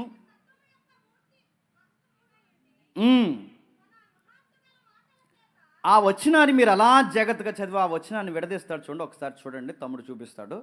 ఆ వచనాన్ని మీరు జాగ్రత్తగా చూడండి. పూర్వకాలమందు, ఆ వచనం జీవించండి. పూర్వకాలమందు కనబడుతుందా వచనాన్ని? నానా సమయాల్లో, అంటే మూల భాషలో నానా భాగాలుగా. 3వది నానా విధాలుగా. 4వది ప్రవక్తల ద్వారా. 5వది మన పితరులతో మాట్లాడిన దేవుడు. 6వది ఈ దినముల అంతమందు. 7వది కుమారుని ద్వారా మనతో మాట్లాడి. ఏమర్థమైందండి? ఆశ్చర్యకరమైన మాట చెప్పిన, క్రీస్తు శకంలో రాయబడిన ఈ పుస్తకం, క్రీస్తు శకంలో రాయబడిన పుస్తకం ఏమంటుందంటే, పాత నిబంధననే ఏ కాలం అందండి? పూర్వకాలం. అంటే పాత నిబంధననే క్రొత్త నిబంధన పూర్వకాలం అంటే మరి మందే కాలం అండి? పాత నిబంధనకి పూర్వకాలం. ఇంకా నా మాటలు అర్థమవుతున్నాయా? పాత నిబంధననే క్రొత్త నిబంధన పూర్వకాలం అంటే క్రొత్త నిబంధన లేదు. ఇప్పుడు క్రొత్త నిబంధన దాటి 2000 సంవత్సరాల ముందుకు వచ్చాం. ఇప్పుడు క్రొత్త నిబంధన కూడా పూర్వకాలమే, పాత నిబంధన కూడా పూర్వకాలమే. వాళ్ళకే పూర్వకాలం అయితే ఆ పూర్వకాలం వాళ్ళకి అంటే 2000 సంవత్సరాల క్రితం ఉన్న వారికే పాత నిబంధన పూర్వకాలం అర్థం చేసుకోవడం కష్టమైతే, బాగా వినాలి, 2000 సంవత్సరాల క్రితం క్రొత్త నిబంధనలు ఉన్న వారికి పాత నిబంధనలు ఉన్న పుస్తకాల యొక్క పదాలు వచనాలు అర్థం చేసుకోవడం, పాత నిబంధనలు ఉన్న యొక్క సందర్భాలు క్రొత్త నిబంధనలు ఉన్న వారికి అర్థం చేసుకోవడం అయితే, క్రొత్త నిబంధన అయ్యి మనకి 2000 సంవత్సరాలు అయింది, మరి మనకెంత కష్టం. 2 తరాలు వెనక్కి వెళితేనే మన తాతల మాటలు మనకు అర్థమవుతలేదు, 3 తరాలు వెనక్కి వెళితేనే మన బామ్మ మాట ఏంటో మనకు అర్థమవుతుంది. పూర్వకాలం తెలుగు వార్తాపత్రికలు చదవండి, పాత ఆంధ్ర న్యూస్లు ఉండేవి చదవండి, అర్థమవు. ఇంకా మీకు అర్థం కావాలంటే బస్సు వెనకాల నెంబర్లు వేస్తారు చూసారా, తెలుగు నెంబర్లు అంటారు. అట్లా జీవితాంతం కూర్చున్న బస్సుకు దాని పెట్టి అర్థమవుతుంది నీకు ఆ నెంబర్ ఏంటో. అరే ఒక లాంగ్వేజ్ ఉందో కాలం, ఎన్టీ రామారావు గారు తీసుకొచ్చారు బస్సులు వెనకాల ఈ నెంబర్లు వేయాలని. ఆ నెంబర్లు మనకు అంటే ఒక కాలం వెనక్కి వెళ్తే మనకు అర్థమవట్లేదు కొన్ని విషయాలు. అలాంటిది క్రీస్తు పూర్వం ఉన్న పాత నిబంధనే క్రొత్త నిబంధనే పూర్వకాలం అంటే ఇప్పుడు అడుగుతున్నాను. ఇప్పుడు ఈ 2 మనం అర్థం చేసుకోవాలంటే ఎంతకాలం వెనక్కి వెళ్ళి అర్థం చేసుకోవాలి. ఈ యొక్క మాటని ఆ టైంలో ఏమనేవారు తెలుసుకోవాలి. ఈ పదాన్ని ప్రవక్త ఎందుకు వాడాడు, ఆ టైం లైన్లో ఈ పదాన్ని ఆ ప్రవక్త ఎందుకు వాడతాడు తెలుసుకోవాలి. ఎందుకు ఇలాంటి పదాలు ఉపయోగించి ఈ పుస్తకాన్ని రాస్తారు తెలుసుకోవాలి. అది తెలుసుకోకపోతే అర్థం చేసుకోవడం కష్టమే. విడదిద్దాం ఒకసారి. పూర్వకాలం అంట నానా సమయాలట, కాలాలు ఉన్నాయి. అసలే పూర్వకాలం, మళ్ళీ పూర్వకాలంలో నానా సమయాలు ఉన్నాయి. అంటే నానా సమయాలు, నానా భాగాలంటే ఇందొక భాగం, ఈ ప్రవక్తతో ఒక ఊరు, ఆ ప్రవక్తతో ఒక ఊరు, ఆ ప్రవక్తతో ఒక ఊరు, ఈ భాగం వేరు, ఈ భాగం వేరు, ఈ భాగం వేరు, ఈ కాలం వేరు, ఈ కాలం వేరు. పూర్వకాలం ఒకటి ఉందట, నానా సమయాలు ఉన్నాయట, నానా భాగాలు ప్రాంతాలు ఉన్నాయట, నానా రకాల ప్రవక్తలు ఉన్నారట. ఇంకా ఏమన్నారట, ఇంకా పితరులు ఉన్నారట. ప్రవక్తలతో మాట్లాడాడు, సమయాల్లో మాట్లాడాడు, కాలాల్లో మాట్లాడాడు, నానా భాగాల్లో మాట్లాడాడు, ప్రవక్తల ద్వారా మాట్లాడాడు, పితరుల ద్వారా మాట్లాడాడు. ఇంకా ఏం మాట్లాడుతున్నాడు, దినాలు ఎండ అయిపోతున్నప్పుడు కూడా మాట్లాడాడు. ఈ దినాలు ఎండ అయిపోతున్నప్పుడు ఇంకా బాగా స్పష్టంగా ఎవరి ద్వారా మాట్లాడాడు, కుమారుని ద్వారా మాట్లాడు. ఇప్పుడు ఇన్ని లైన్స్ ఉన్నాయండి. పూర్వకాలం మాట్లాడిన మాటలు ఉన్నాయి, నానా సమయాల్లో మాట్లాడిన మాటలు ఉన్నాయి, నానా భాగాల్లో మాట్లాడిన మాటలు ఉన్నాయి, ప్రవక్తలతో మాట్లాడిన మాటలు ఉన్నాయి, పితరులతో మాట్లాడిన మాటలు ఉన్నాయి, దినములు అంతమంది మాట్లాడిన మాటలు ఉన్నాయి, కుమారుని ద్వారా మాట్లాడిన మాటలు ఉన్నాయి. ఇప్పుడు ఇన్ని కేటగిరీల్లో నువ్వు కుమారుని ద్వారా మాట్లాడిన మాట చదువుతున్నావా, లేకపోతే పితరులతో మాట్లాడిన మాట చదువుతున్నావా, నానా భాగాల్లో రాయబడిన మాట చదువుతున్నావా, ప్రవక్తలతో మాట్లాడిన మాట చదువుతున్నావా, పితరులతో మాట్లాడిన మాట చదువుతున్నావా? ఇది ఏ జానర్కి సంబంధించింది, ఈ వచనం ఏ కేటగిరీకి సంబంధించింది తెలిస్తే కానీ చెప్పండి బైబిల్ అర్థమవుతుంది. అది గొడవ. ఇలా చదివితే కానీ అర్థమవుతుంది. ఇంకేం చెప్తున్నాడు, ఎందుకు రాశారు ఈ బైబిల్ని, ఎందుకు రాశారు నేను ముగించేస్తున్నాను. అసలు ఇంత అర్థం కాని బైబిల్ని ఎందుకు రాసిన, అర్థం కాకూడదని రాయలేదు, అర్థం అవ్వాలని రాశాడు. అర్థం కాకూడదని కాదు, అర్థం అవ్వాలని రాశాడు. ఎందుకు రాశాడు అంటే గమనించండి. మానవుడన్నవాడు, బాగా వినాలి, మానవుడన్నవాడు దేవునికి ఎంత దూరం అయిపోయాడో తెలియచేయడానికే బైబిల్ రాశాడు. మానవుడు అన్నవాడు మనకి దేవుడికి ఎంత దూరం అయిపోయాడు రాశాడు. మొట్టమొదట బైబిల్ని మత గ్రంథంగా రాయలేదు, బైబిల్ని మనుషులకు దేవుడిని దగ్గర చేయబడాలని బైబిల్ని దేవుడు రాశాడు. ఇంకా బాగా అర్థం కావాలంటే బైబిల్ వచ్చే సమయానికి సమాజం ఎలా ఉందండి. ఇప్పుడు బైబిల్ రాసిన కాలం వేరు కదండి. బైబిల్ ఎప్పుడు స్టార్ట్ అయింది, మోసే దగ్గర నుంచి స్టార్ట్ అయింది. మోసేకి ముందు చరిత్ర ఉందా లేదా, ఉంది. మోసేకి ముందు ఎంత చరిత్ర ఉందో, చాలా చరిత్ర ఉంది. అంటే బైబిల్ రికార్డెడ్గా అక్షరానుసారంగా రికార్డ్ చేయబడే సమయానికి సమాజం ఎలా ఉంది, ఎలా ఉండడం ఏంటి, జాతుల దండయాత్ర జరుగుతుంది, యుద్ధాలు జరుగుతున్నాయి. ఇంకేం జరుగుతుంది, 1, 2 కాదు, వలస జీవుల పరిపాలన ఎక్కువైపోయింది. మనుషుల్లో శాంతి సమాధానం తక్కువైపోయింది. ఇలాంటి పరిస్థితులు అంటే యుద్ధాలు, సమాధానం లేని కాలం, జాతులు ఒక జాతిని ఒకరిని జయించడం, ఒక సమాధానం లేని పరిస్థితులు జరుగుతున్న కాలంలో సరిగ్గా అలాంటి టైంలో బైబిల్ని దేవుడు 10 కమాండ్స్ అని స్టార్ట్ చేశాడు, పుస్తకాన్ని ప్రారంభించాడు. ఇంకా మీకు బాగా అర్థం కావాలంటే దేవుడు 10 కమాండ్స్ మాత్రమే కాదు, ఆది కాండం నుంచి ఇదిగో మనం చదువుకుంటున్న ప్రకటన గ్రంథం వరకు మొత్తం రాయించింది ఆయనే. ఆయన రాసే సమయానికి అప్పటికి బైబిల్ చరిత్ర జరిగింది.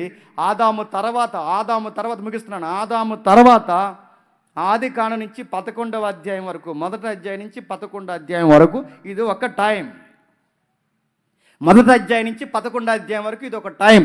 ఈ మొదటి అధ్యాయం నుంచి 11వ అధ్యాయం వరకు తెగిపోయిన బంధం మళ్ళీ ఎలా కలపబడాలో 11వ అధ్యాయం నుంచి ప్రకటన గ్రంథం చివరి అధ్యాయం వరకు ఇదొక టైం. మళ్ళీ ఈ టైం లైన్లో మళ్ళీ ప్రవక్తలు, ఈ టైం లైన్లో భూభాగాలు, ఈ టైం లైన్లో సమయాలు, ఈ టైం లైన్లో పితరులు, ఈ టైం లైన్లోనే నానా రకాల పద్ధతులు. ఇవన్నీ ఒకటైతే ఇక చివరిలో కుమారుని ద్వారా మాటలు. ఎందుకు రాసే ప్రభు, ఇంకా నాకు అర్థం అవ్వాలి ప్రభు అని మీరు డైరెక్ట్గా నన్ను అడిగితే దేవుని పక్షాన్ని నేను నిలబడి చెప్తున్నాను. ఎందుకు రాసే ప్రభు, నాకు ఇదంతా అర్థం అవ్వలేదు, టైం అంటాడు, డైమెన్షన్ అంటాడు, ఏంటి నాకేం అర్థం అవ్వట్లేదు, మధ్యాహ్నం పునుకులు కోరేది తిన్నాను అనుకుంటే గొడవ అంత ఏంటి ప్రభు ఇదే నాకు అర్థం అవ్వలేదని డైరెక్ట్గా మీకు అర్థం కాదు మొండిగా మాట చెప్తాను. ఎందుకు రాశానంటే, ఒరే నీతో మాట్లాడాలనుకున్నాను రా, అందుకే రాశాను. నీతో మాట్లాడాలనుకున్నాను రా. ఎలా మాట్లాడాలనుకున్నా ప్రభు అంటే, ఇదిగో ఈ అక్షరాల్లో నుంచి నీతో మాట్లాడాలనుకున్నాను, ఈ బైబిల్లో నుంచి నీతో మాట్లాడాలనుకున్నాను రా. నీతో మాట్లాడాలని నన్ను నేను బయలుపరచుకోవడానికి ఇలాగ నిన్ను ఎంపిక చేసుకున్నాను రా. ఎవరిని ఎంపిక చేసుకున్న ప్రభు అంటే, ఇశ్రాయేలు అని ఒక తెగని ఎంపిక చేసుకున్నాడు. ఎవరిని? చాలామంది వంకరోళ్ళు ఏమంటున్నారంటే, దేవుడు ఇశ్రాయేలు దేవుడు అండి, ఇశ్రాయేలు దేవుడు అండి, ఇశ్రాయేలు దేవుడు అండి, ఇశ్రాయేలు సపోర్ట్ అండి, ఇశ్రాయేలు దేవుడు అండి, ఇశ్రాయేలు దేవుడు అంటే, ఇశ్రాయేలు దేవుడు అంటే ఇశ్రాయేల్ని దేవుడు ఎంపిక చేశాడంటే ఇశ్రాయేల్ అంత గొప్పోలని కాదు. ముగించేస్తాను.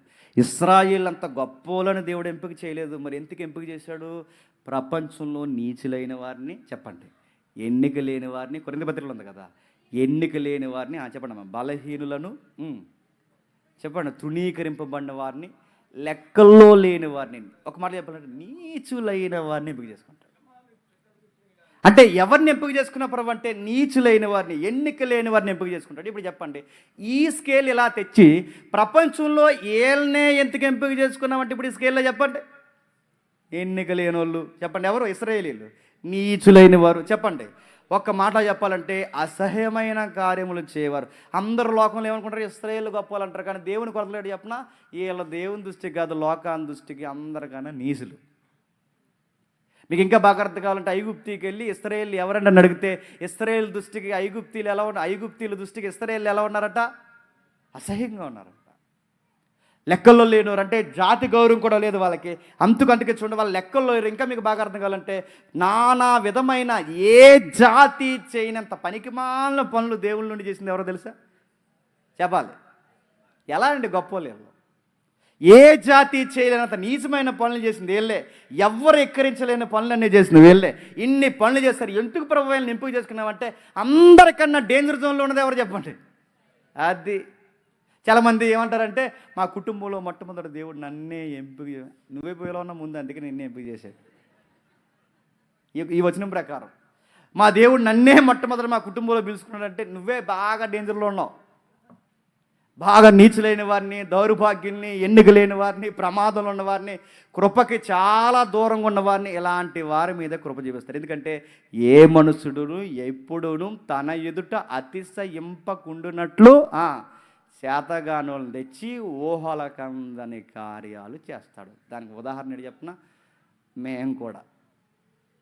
మేము సెమినార్లు చేయడం ఏంటి, మేము పాటలు రాయడం ఏంటి, మీరందరూ మా మొఖాలు చూసి రావడం ఏంటి, నాకు ఎంతగా ఉంటుంది, మీరు మమ్మల్ని చూసి రావడం ఏంటి, అసలు మీరెవరో తెలియదు నాకు, మీరందరూ ఎక్కడికి రావడం ఏంటి, అసలు నేను అడుగుతున్నాను. మా ఫ్రెండ్స్ సర్కిల్ కానీ ఎవరు నన్ను అడిగితే, మాకు 10th క్లాస్ గ్రూప్ ఉంది, ఆ గ్రూపులో ఇలా చెప్తున్నాను తప్పుగా అనుకోకండి, ఆ గ్రూపులో ఆ టైంలో ఉన్న ఈ ఆడపిల్లలు మా క్లాస్మేట్లు ఉంటారు కదా, నువ్వా అంటారు. అంటే అలా ఉండేది మన ఎవరు, నువ్వు ఇలాగైపోయాడు రా అంటున్నారు. వాళ్ళు గట్టగా పెడదాం అనుకున్నారు, సరిగ్గా సెమినార్ టైంలో పెడితే కష్టం భయ్యా అని చెప్పాను. అడుగుతున్నాను. వాళ్ళకి ఆశ్చర్యం అంటే మన తీరుతెన్నులు విచిత్రంగా ఉంటాయి. ఇప్పుడు మా ఈదుల్లో ఆడుకున్న విధానాలు కానీ, మా ఇంట్లో కానీ, మా ఊర్లో కానీ వాళ్ళకి అనిపిస్తుంది ఈడేట్రా ఈలేట్రా. ఇప్పుడు సురేష్ గడి కానీ, నేను కానీ, తమ్ముడు శేఖర్ కానీ, డేవిడ్ కానీ, సుధాకర్ కానీ అడుగుతున్నాను. వింతగా ఉంటాయి. దొడ్డ ప్రసాద్ కానీ అప్పుడెప్పుడో లాస్ట్ ఇయర్ సాక్ష్యం చెప్పాడు కదా, పోలీసులు వచ్చారని. అలా ఉండేది.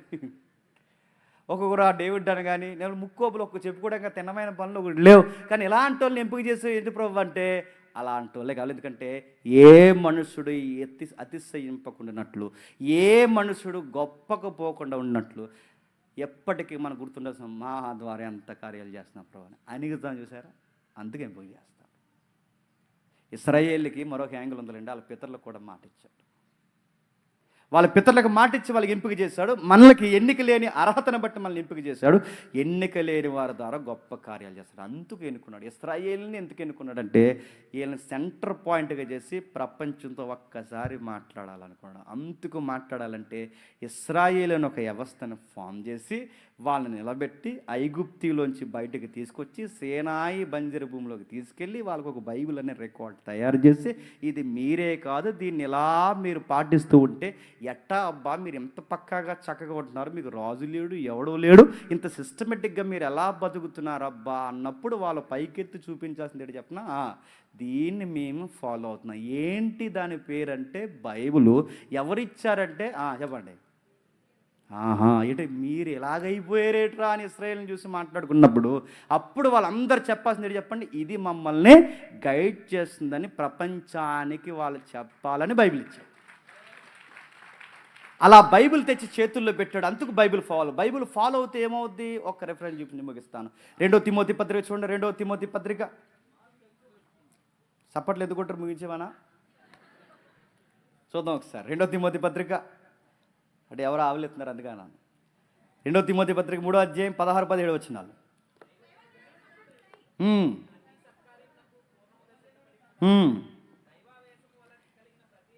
దైవావేశం వలన కలిగిన ప్రతి లేఖనము ఉపదేశించుటకును, ఖండించుటకును, తప్పుదిద్దుటకును, నీతి యందు శిక్షణ చేయుటకును ప్రయోజనకరమే ఉంది. జాగ్రత్తగా విడదీస్తాను ఆ వచనాన్ని. మీరు స్క్రీన్ మీద చూస్తారు, బైబిల్లో చూస్తారు. చూడండి, బైబిల్ ఎందుకు ఉపయోగపడుతుందట?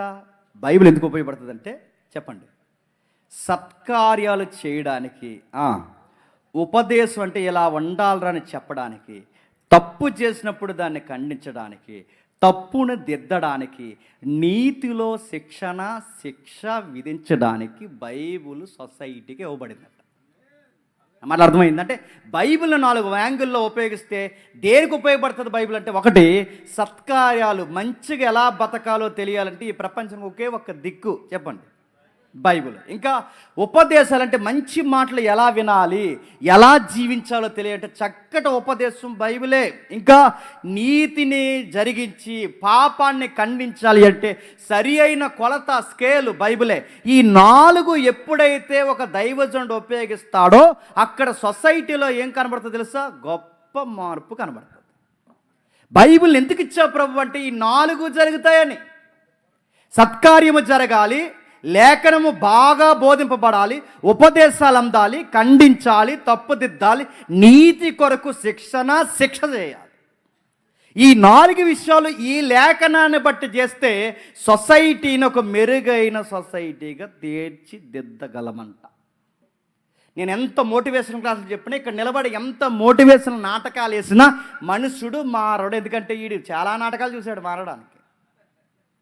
మనుషుడికి ఎన్ని మోటివేషన్ చెప్పినా మనకన్నా మోటివేషన్ స్పీకింగ్స్ ఇచ్చేవాళ్ళు యూట్యూబ్లో బయట మార్కెట్లో ఎంతమంది లేరండి? కొన్ని పదాలు మన తప్పులు పలుకుతాం. ఎందుకు పలుకుతాం? మన పెరిగిన వాతావరణం అది కనుక. మన ఈస్ట్లో సారాదు, మనకి సారాదు, వి తినంగా రాదు మనకి. నేను చాలాసార్లు మెసేజ్లో వి అన్ను ఈ అంటుంటాను. నేను సాక సా అన్నీ కలిసిపోతాను దాంట్లో. ఎందుకంటే మన ఈస్ట్లో పుట్టాం. పదాలు స్పష్టంగా చాలా క్లాసిక్గా మాట్లాడే మోటివేషన్ స్పీకర్స్ ఉన్నారు. ఎంతమంది ఉన్నారు? సొసైటీ మారిందా? మోటివేషన్ స్పీకర్స్గా నిలబడితే ఆ టైంకే వాళ్ళు ఏదో ఉద్యమం పొందిపోతారేమో కానీ మనుష్యుడు మారాలంటే ఒకే ఒక్క దాని వల్ల మారుతుంది. కీళ్ళలోనికి, మూలుగుల్లోనికి, నరాల్లోనికి, వాడి గుండె లోతుల్లోనికి దూసుకుపోయే ఒకే ఒక్క మాట చెప్పండి, ఈ బైబిల్ బోధిస్తేనే బాగుపడతారు. అందుకు బైబిల్ ఇచ్చాడు. ఇలాంటి బైబిల్ని చదవాలి. ఏ కాలానికి, ఎప్పుడు, ఎందుకు, ఎలా వచ్చింది ఇది చదవాలి. ఈ 4 విషయాలు బోధిస్తే వింటున్నారా? ఈ మధ్య ఒక డాక్టర్ గారు ఖండించారు ఒక విషయాన్ని.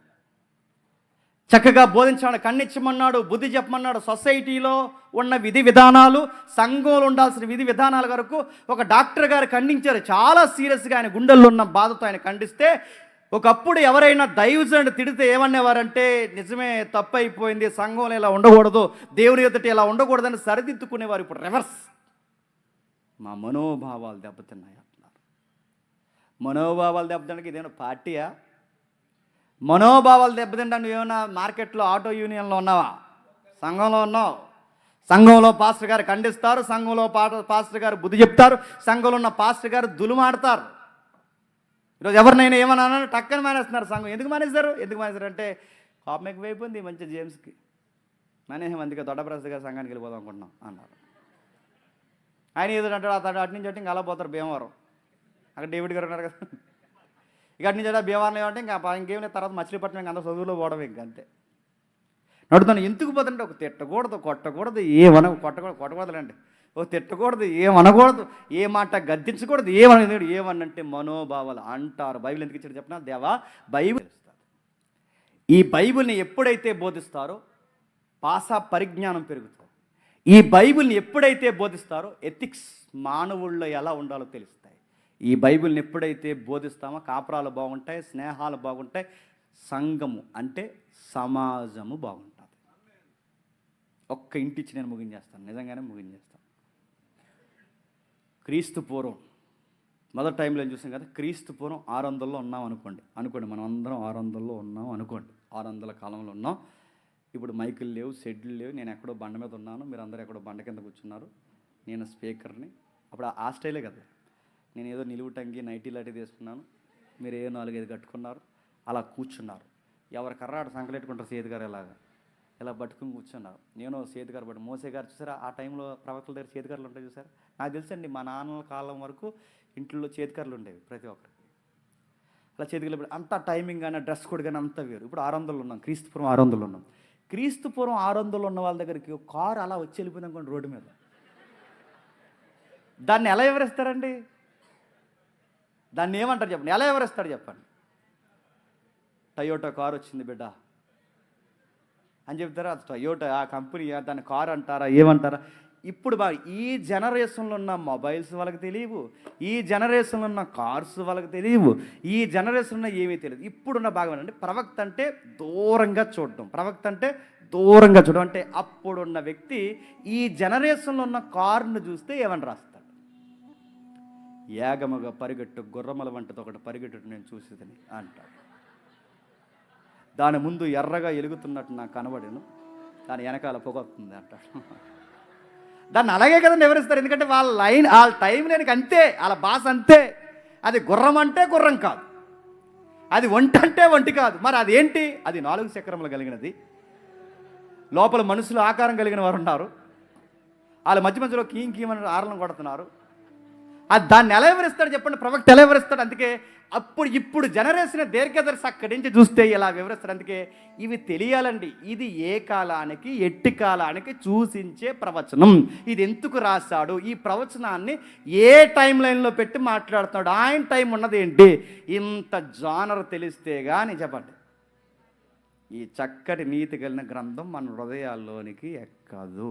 ఇది ఇలా చదవాలండి. ఇది ఏం చదవరంట, మాకు థియాలజీ వద్దు చెప్పండి, మోకాళ్ళు నువ్వు మాకు చాలు అంటే నువ్వు మోకాళ్ళు ఎంత వేస్తావు వేయి, కానీ మోకాళ్ళు వేసి నాకు బైబిల్ అర్థం అవ్వాలని నువ్వు ఇలా నెత్తి మీద పెట్టుకుని ఎంత ప్రార్థన చేసినా చెప్పండి అర్థం.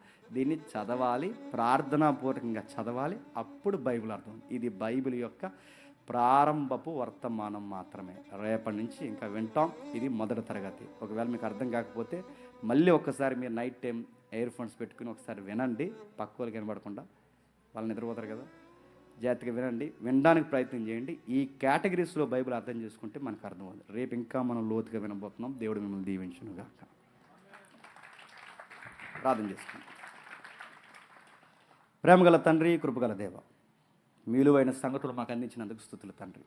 పూర్వకాలంలో నానా విధాలుగా నానా సమయాల్లో ప్రవక్తల ద్వారా పితరుల ద్వారా అనేక భాగాల్లో మాట్లాడిన మీ వాక్యం మేము అర్థం చేసుకోవాలంటే ఖచ్చితంగా పూర్వకాల పద్ధతులు ఏంటో మాకు తెలియాలి. నానా సమయాలు అంటే ఏంటో తెలియాలి. నానా భాగాలంటే ఏంటో తెలియాలి. పితరులు ఏ కాలంలో ఏ భాష మాట్లాడుతున్నారో మాకు తెలియాలి. వారి పద్ధతులు ఏంటో తెలియాలి. వారి ప్రాంతాలు ఏంటో తెలియాలి. వాళ్ళ తిండి ఏంటో తెలియాలి. వాళ్ళ వస్త్రధారణ ఏంటో తెలియాలి. అన్నిటిని దాటొచ్చిన మీ మాట మీ కుమారుని ద్వారా సంపూర్ణం చేసి మీరు ఏం మాట్లాడాలో తెలియాలి తండ్రి. అప్పటికే పూర్వకాలం అంటే ఇప్పుడు మాకు ఇంకా పూర్వకాలం తండ్రి. దీన్ని మేము అర్థం చేసుకునే జ్ఞానమును తండ్రి మిగిలిన రోజుల్లో మాతో స్పష్టంగా మాట్లాడతారని కోరుతూ వాళ్ళకి అర్థమయ్యేలా బోధించేలా నన్ను నడిపిస్తారని అర్థిస్తూ క్రీస్తున్నామని ప్రార్థన సమర్పిస్తున్నాం తండ్రి. ఆమేన్.